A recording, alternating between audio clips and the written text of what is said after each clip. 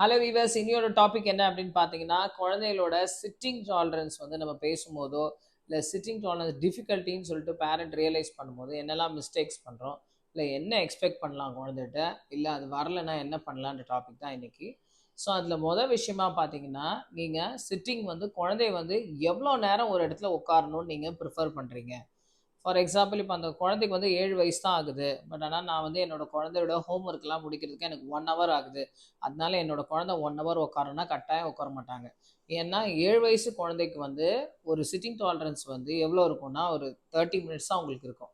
So 30 minutes தான் பேசிக்காகவே அந்த சிட்டிங் டாலரன்ஸ் இருக்கிற அந்த ஒரு குழந்தைக்கு போய் நீங்கள் 1 ஹவர் போய் உட்கார வைக்க சொன்னீங்கன்னா கட்டாயம் அவங்க வந்து இருக்க மாட்டாங்க.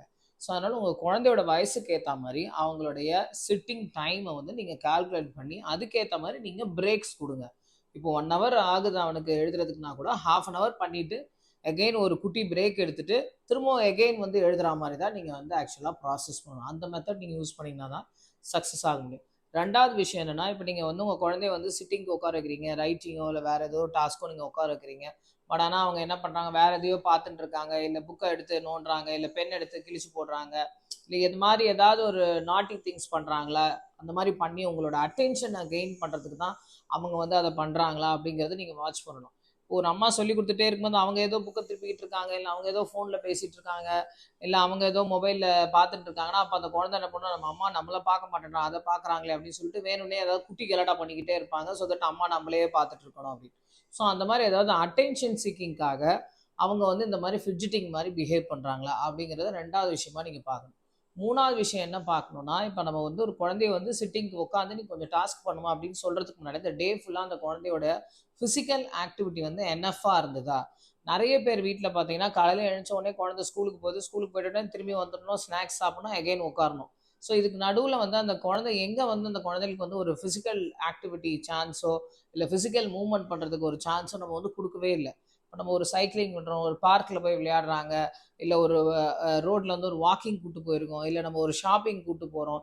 ஸோ அந்த மாதிரி பண்ணும்போது அந்த குழந்தைக்கு அந்த டேல பார்த்தீங்கன்னா கொஞ்சம் ஃபிசிக்கல் டாஸ்க் நடந்திருக்கு.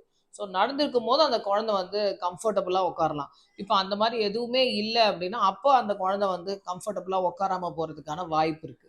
ஸோ உட்காரலைன்னா இன்னியோட ஃபிசிக்கல் ஆக்டிவிட்டி என்னோட குழந்தைக்கு எப்படி இருந்தது அப்படின்னு சொல்லிட்டு அதை நீங்கள் வந்து கொஞ்சம் திங்க் பண்ணி பார்க்கணும். அடுத்தது வந்து அந்த குழந்தைக்கு வந்து இங்கே சிட்டிங் குஷன் வந்து நீங்கள் கொடுப்பீங்கல்ல, எந்த இடத்துல வந்து உட்கார வச்சு நீங்கள் எழுத வைக்கிறீங்க அப்படின்னு. ஸோ அந்த சிட்டிங் குஷனில் வந்து இன்கேஸ் அந்த கால் வந்து மேலே இருக்குது, தரையை தொடாமல் இருக்கிற மாதிரி சேராக இருந்தால் அப்போ சில குழந்தைங்க பார்த்தீங்கன்னா இந்த மாதிரி ஜாலியாக காலாட்டிட்டு இருக்கிறது, அப்படி வேடிக்கை பார்க்குறது, அந்த மாதிரிலாம் பண்ணுவாங்க. அதனால கொஞ்சம் ஃப்ளோரில் வந்து அவங்க கால் தொடுற மாதிரி அந்த மாதிரி சீட்டிங் நீங்கள் யோசிக்கலாம்.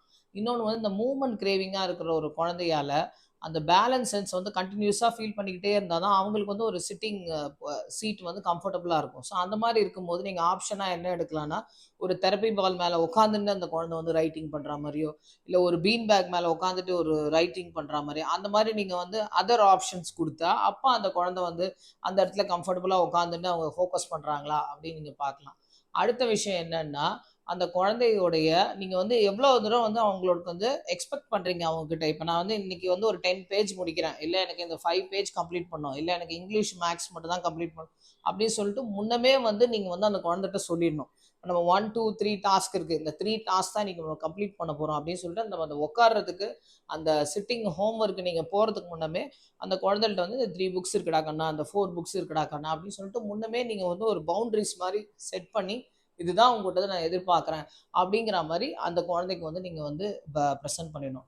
அதுக்கு அடுத்தது, இப்போ ஒரு குழந்தை வந்து ஹோம் ஒர்க்கு நிறைய கொடுத்துருக்காங்க அப்படின்றதுனால எப்போ பார்த்தாலும் வந்து ஒரு குழந்தைய வந்து ரொம்ப நேரம் ஒரே இடத்துல உட்காந்து ஒரு இதுவே இல்லாமல் ஒரு கேம்ஸோ இல்லை அதர் ஆக்டிவிட்டி டாஸ்க்கோ அந்த குழந்தைக்கு எதுவுமே கொடுக்காம ஆல் த டைம் அகடமிக்ஸ் அப்படின்னு நீங்கள் போனீங்கன்னா கூட அந்த குழந்தைங்க வந்து உட்கார மாட்டாங்க. ஸோ அதனால் அதே அகடமிக் டாஸ்க்கை எப்படி வந்து பிளேஃபுல்லாக பண்ணலாம்.